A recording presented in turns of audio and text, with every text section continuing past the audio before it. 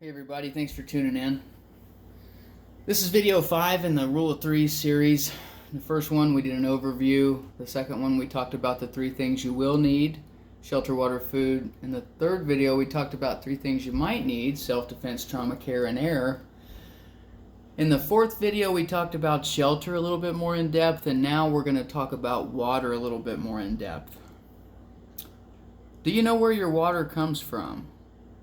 Do you know what all is involved in the process of getting it to you? What would interrupt that process?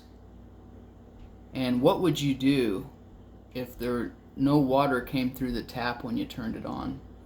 Or if you went to the store and they didn't have any bottles of water for sale? That's what we're going to talk about in this video. We're going to talk about different sources of water. Most people rely on the tap water. I think that's unwise. There are many different things that could interrupt that process of getting that water to you. We're not going to talk about those, but and also, there are many different things that can interrupt the supply chain of getting water to the grocery store. So let's talk about different sources of water. Different sources of water are wells, streams, creeks, springs, lakes, and ponds. If you have one of those or multiples of those, that's great. If you're relying on a well, I hope that you have either a hand pump or a solar powered option to pump it. If you're relying on another water source, I hope that it's not seasonal. If you don't have any of these sources available, you might just need to store water. Now, there's many different ways to store water, from the small bottles that we're all used to all the way up to tanks. Some tanks as big as 2,500 gallons. Those can be had for about $1,000. And in between, we have gallon jugs and we have 55-gallon barrels. Now, the benefit of some of these is that they're very portable. A bottle of water I can put in my pocket or a backpack, or I can put into a vehicle. I can put a gallon of water into a vehicle. 55-gallon drum I can drain and load into a vehicle perhaps, and take with me to some other location if I need to leave the location that I'm at. Some tanks you're just not going to be able to move, especially when they're full. Water weighs 8 pounds a gallon. So don't put all your eggs in one basket. It's good to start with movable size water containers, and use all your containers. I reuse. Whenever we buy gallons of water, we drink it, I'll refill them. Let's talk about purification. There's about 3 different ways to purify water: filtration, boiling, and treatments. The treatments could be tablets or liquids. My preferred method is filtration. It doesn't require fuel. It doesn't add any chemicals. And a lot of the chemical purification methods do not purify everything that we need to purify here in this country. Filtration. A couple filters I like is the Big Berkey. Actually, this is the Royal Berkey.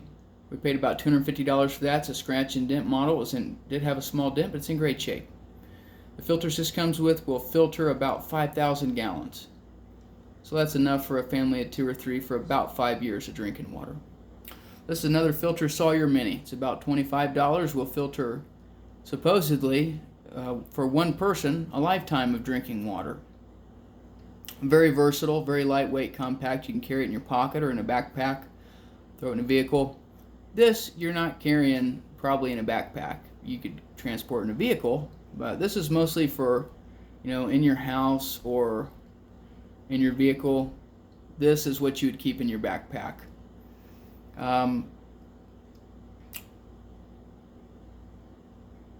This is a very versatile way it can be used. I'll do a whole nother video on this. Probably do a whole nother video on this too.